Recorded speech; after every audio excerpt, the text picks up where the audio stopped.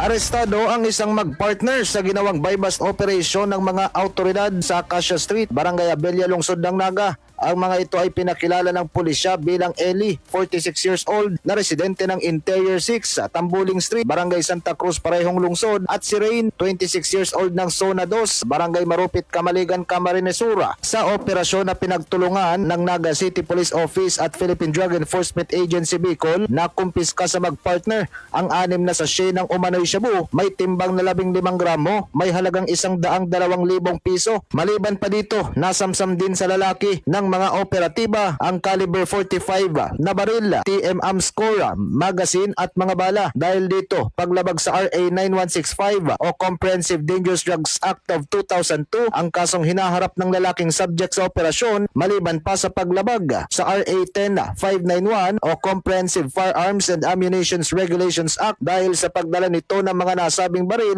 ng walang karampat na dokumento. Dati nang nasangkot sa ilegal na droga ang lalaki, habang sa robbery naman ang babae na 3 buwan nang buntis sa ikalima daw na anak nito, ngayon sa kanyang kinakasama. Kasama mo sa lungsod ng Naga, Radyo Man Paulo Papa, Tatak, RMN. RMN Network News.